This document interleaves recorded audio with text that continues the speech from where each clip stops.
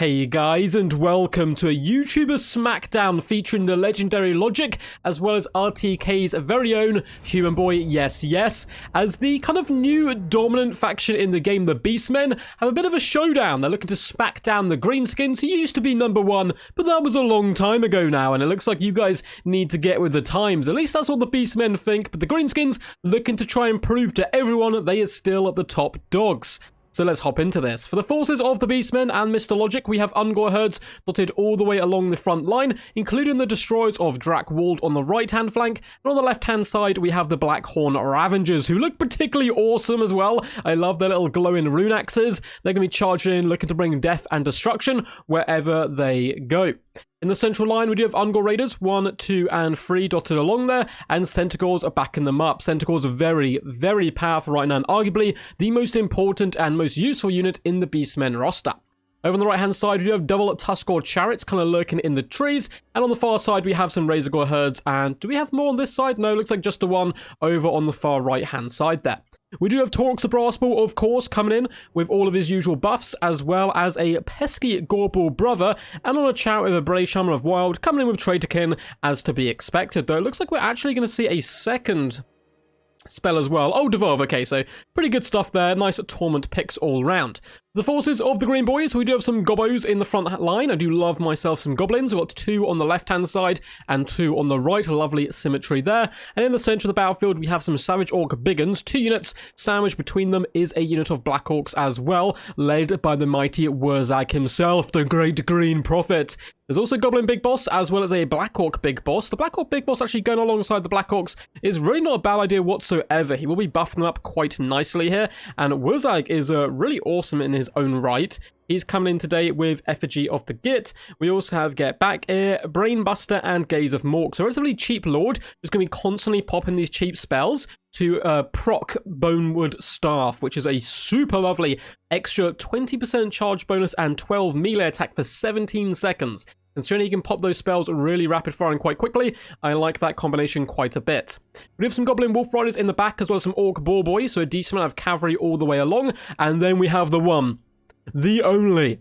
We have Darbigan launching a huge rock across the battlefield at the moment. This is the Regiment of Renowned Rogue Idol, which does come with those long-range attacks. Can be very janky and very slow, but if it hits right, boy oh boy, does it hit. First rock is being flung up into the skies, aimed at the Centaurs, but it looks like Logic was quite easily able to track that in the sky. With some decent micro, simply fall back with Centaurs out of reach, and Centaurs can start moving around the flanks where possible, and the Ungor Raiders can have a bit of a job for them today to actually bring down Darbigan. Of course, Torx Brassball and the Gorball can do decent work on him. Looks like the second rock does actually connect though. The Centaurs get caught out a little bit this time, losing 4 models. In the front, we have the Brave Shaman. He was considering charging in, and he actually gets pinned in by an Effigy of the Gear, which is really disastrous. Goblin Big Boss is going to swarm forward. Likewise is the Black Orc Big Boss. A lovely Traitorkin, though, to counterpunch that, slow these guys down, and hopefully allow himself to escape. We do get the first Brainbuster going down on the Ungor herds, and you can see that is going to be popping, and all of these guys will be increasing their damage output. They need Stabbing goes down, and it looks like that caster is instantly running. They should be able to rally come back, though, and do some decent work in the later stages of the game, unless they get picked apart here by some of the Goblin Wolf Riders. Both forces are currently just standing off against each other, trying to summon the courage to engage in hand-to-hand combat. And it looks like the Beastmen will be the ones to take the kind of initial steps and charge into the enemy front line. They can certainly try their best, but I think the Black Orcs are going to be most likely too much for them in that central portion of the battlefield. Wurzag is going to be popping in, trying to finish off the Brave Shaman there. The Gaze of Mork looks like the Centaurs were trying to use their bodies to protect, which is some good micro there by Logic, although I think the Brave Shaman may just about, unfortunately for him, going to be getting forced off, at least for now. And Centaurs are really getting focused down hard here by Darbigan itself. The Tuskor Chariots doing a decent job just overwhelming this right-hand flank with the Razorgore herds. In fact, they're dominating. Goblins are dying by their droves. But hey, it's what Goblins are for. Wurzag gets to have a sticky situation there with a Brainbuster. Lovely play there by Human Boy.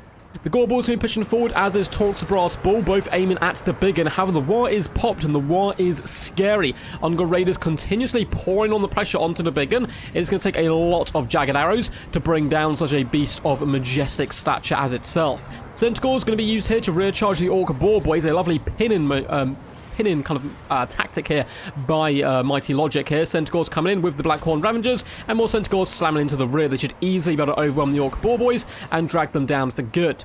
Ungor Raiders are trying to pour on the pressure. You can see Torx the Brass Bull is in this main fight as well now, as the chariots simply rampage over the Gobbos. Razorgore herds are starting to charge in as well and get a nice little close-up fight here. The Biggin will be able to slap cheeks pretty damn effectively. Torx, though, might want to come out of this fight, whip around, and actually go after Wurzag himself, because if you can kill the enemy leadership, the rest of the Greenskins tend to follow suit and run away.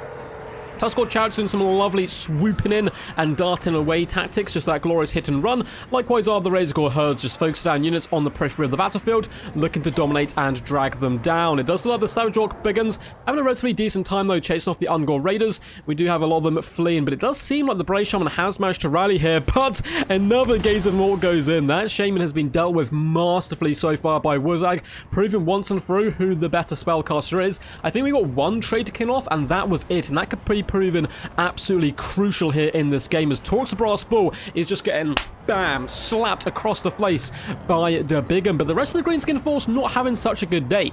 All the goblins are being forced off. A lovely Brainbuster is going to come in. Looks like it was attempted to be dodged, but it's quite a very quick spell. It's almost impossible to dodge there.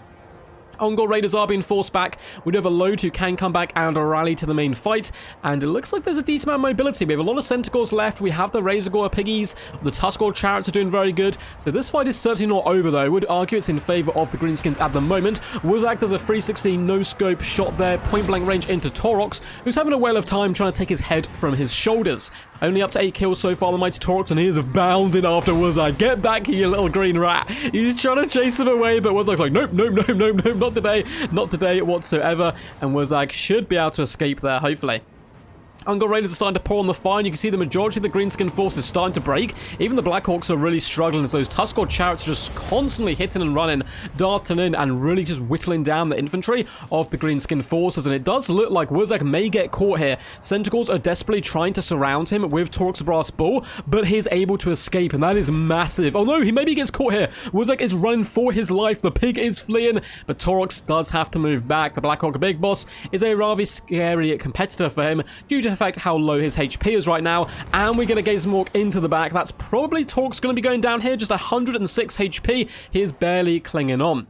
Ungor Raiders are constantly fleeing from these Savage Orc Biggins. They really do not want that scrap. We need to see some of these chariots and fast mobile elements to start flooding over here and help protect the range, so the range can protect them in the later stages by bringing down their Biggin. Centaur's doing a fantastic job just surrounding the Blackhawk Big Boss and actually doing some pretty good consistent damage. Torox may actually rally here, and he does. Just 106 HP. That is enough for him. We do have more Centaurs in the distance who can rally back to the main fight, and it's pretty close stuff indeed. Wurzag is very low HP right now. Ungor Herd trying to chase him off. The Chariots are fighting the Biggin with the support of the Razorgore herds. Now, not the worst fight. Razorgore herds actually have pretty decent armor piercing, so they can start to pierce through the stone of the Biggin and try to mess up that magic within, but the Tuskor Chariots definitely want to be falling back. Now, Torox finally gets on his feet, comes back into the fight, and what does he receive? A big fat Gaze Mork direct to the face, and down he goes. And with that, the bounce power very slightly in favor of the Greenskins, but not much whatsoever, as Wurzag being alive has kind of been clutch so far for the force of the Greenskins. But because Torx goes down, look at all of the Beastmen troops running away, and that is the big impact you can get when your Lord dies. Just massive chain rounds all across the battlefield. Fight's certainly not over yet, though. We have Tuskor Chariots, we still have more Centaurs, 27 who can come back to the main fight, and 17 Razorgores. But is there anything left that can kill the Biggin? Probably not, but if you can kill Wurzag, force everything else off the battlefield, maybe there's a chance to break the majestic beastie. Looks like the Blackhorn Ravagers are charging down the Gobbos here. Tuskor Chariots have disengaged from the main fight just to run over enemy infantry, stop these Blackhawks return to the field, and look at them go. Blackhawk ball in there. A bit of bowling as Blackhawks do fall down, and the Tuskor Chariots up to 63 kills, having an absolute whale of a time. Blackhawks unfortunately not going to be enjoying this one too much whatsoever.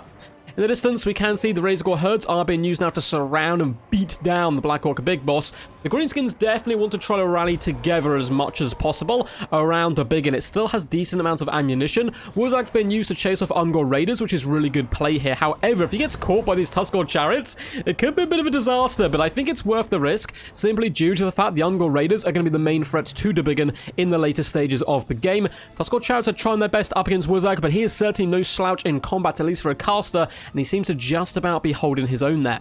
Razorgors have been forced back, Ungor Herd have been forced back as well, and the balance power is going more and more in favour of the Green Tide. The Ungor Raiders have managed to rally though. Perhaps they can get a deadly salvo off on Wurzag himself. Tuskor Chariots still have all their models despite the fact they've taken horrendous HP damage so far. Looks like the Ungor Raiders are unfortunately not going to reactivate here, so they're going to get charged in the back by Wurzag. Certainly not a fun time for them, but if they get a little bit of lucky RNG, maybe they're able to drag him down as well. He is really starting to feel the hurt. Razorgor Herds are bounding out that way after the smell of Wurzag. We must destroy him. Looks like they're actually going to hit the Black Orc Big Boss as the Tuskor Chariots whip up and around and start slamming into the enemy infantry. Lovely little bit of micro there, just hitting them and then getting back again and moving in onto the Orc Boar Boys. Hopefully with a thunderous charge, they should be able to break them, but in the distance you can see the Ungor Raiders did go down. Nice play there by Wurzag. Tuskor Chariots simply trying to float in and out. We do have some rather brave Blackhorn Ravengers. Brave, foolish, you know, it's kind of the same thing at the end of the day, and they're trying their best against the big un, but one big belly flop, and that is so many of them flattened into dust. A few get up, but many also stay down, and it looks like they are going to break and run for their lives. Those Centaurs have now been remembered. They are coming back into the main fray and looking to jump on top of the Savage Orcs perhaps, or maybe get rid of this Black Orc Big Boss. Now, where is Wurzag? The Grey Green Prophet is still alive. This is still very problematic. He can pop those rather cheap spells and again give that Bonewood Staff advantage to the force of the Greenskins. Black Orc Big Boss has been dealt with. Effective cycle charging with the Chariots should be enough to kill the Savage Orc Big Uns, but the Big Un is just such a hulking beast in the center, dominating the battlefield at the moment. He still has a decent amount of range on him as well. 2 volleys. I would probably just launch those into the Centaurs and try and force them off the field, because I'm not really that scared of the Chariots in the later stages of the game.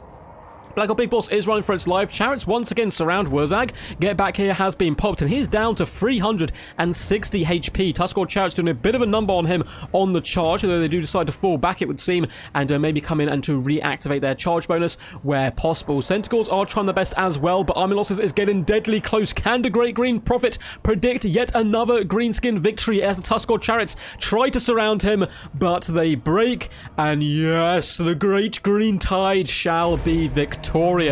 A valiant defeat, a super close game between Logic and Human Boy. I think Logic sent 2 in against Human Boy, so wherever the other one is getting cast as well. So hopefully it'll be up against Human Boy, because they have some really awesome games up against each other. So well played once again to Logic and Human Boy, yes, yes. Both these bad boys are YouTubers. You can find them. If you don't know them by now, I'd be very confused, but you can find both of them. Human Boy, yes, yes. Obviously his channel is just Human Boy, yes, yes. And Logic, I believe, is Logic_EU. So, the battle, the glory, the death, the carnage, all this awesome stuff that came in with this battle came down at the end of the day to a caster being sniped for one side and a caster not being sniped for the other. The Bray Shaman, 0 kills, basically no damage value, 169. Wurzag, the Great Green Prophet, just shy of 2,000 damage value, and that was it. Wurzag got trapped a few times, he just couldn't quite get killed.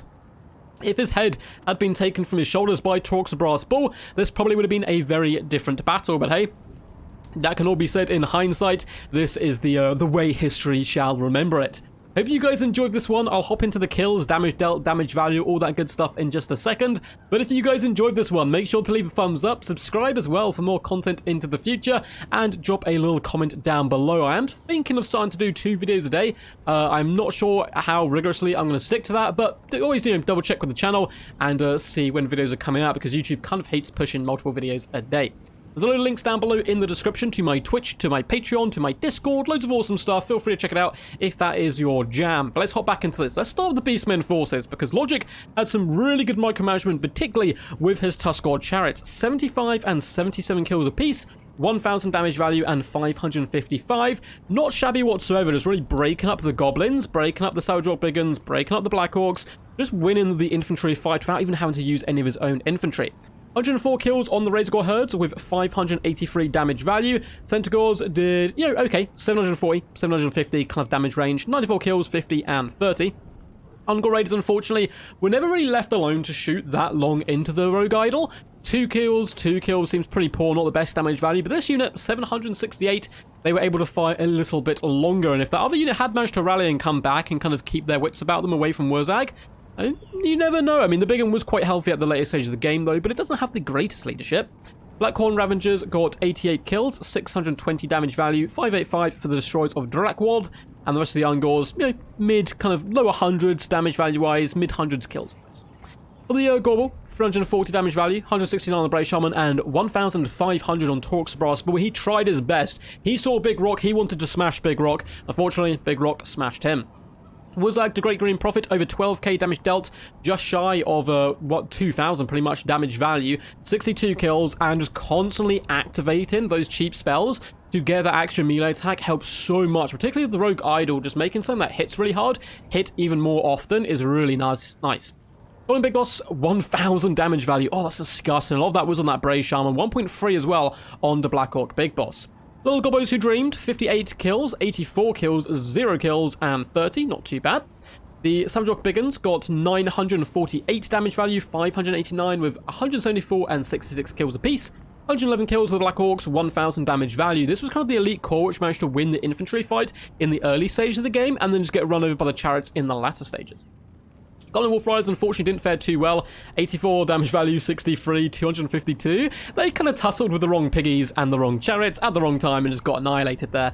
Orc Ball Boys, 480 damage value, but the big one, the Rogue Idol, 182 kills, 2,119 damage value, over 15k damage dealt.